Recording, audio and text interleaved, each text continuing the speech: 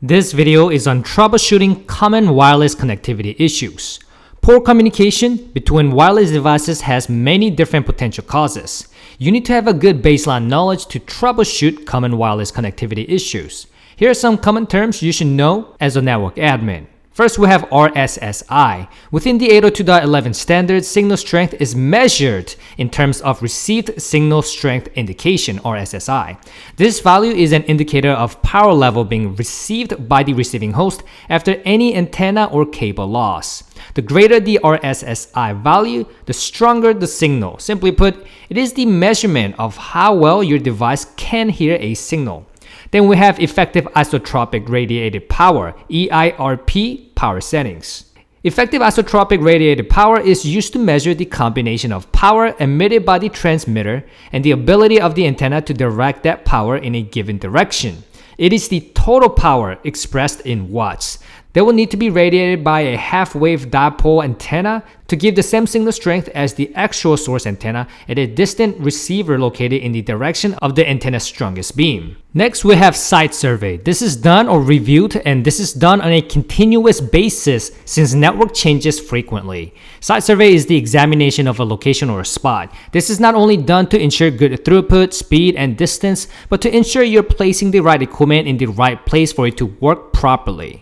A wireless site survey analyzes the radio frequency environment of an area where a Wi-Fi network is deployed. This is going to help you identify what equipment you need and where you will need to place the said equipment. For example, placement of antenna can be crucial in allowing clients to reach the access point.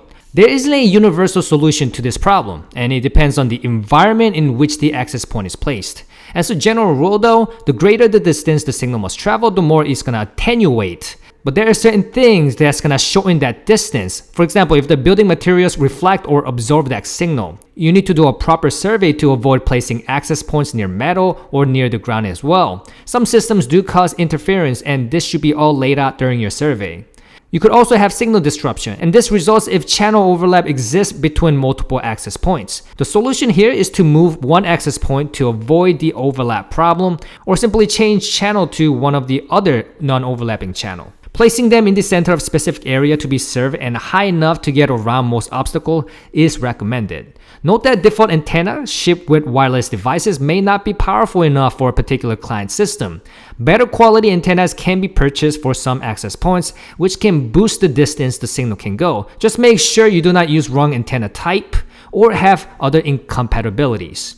Polarization refers to the direction in which the antenna radiates wavelengths. This direction can be vertical, horizontal, or circular. Vertical antennas are perhaps the most common.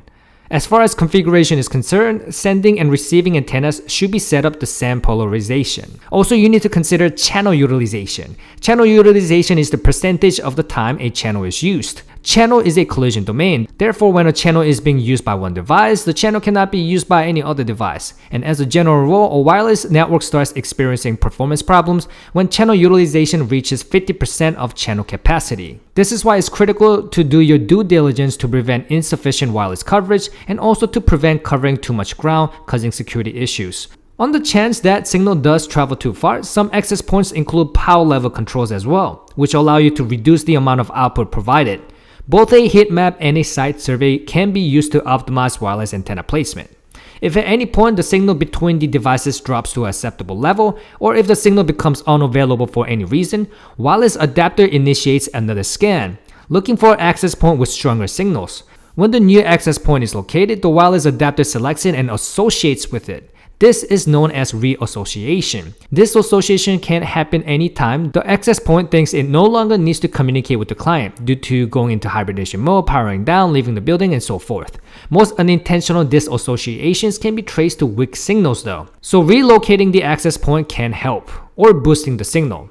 802.11 standards enable a wireless client to roam between multiple access points. Access point transmits a beacon signal every so many milliseconds.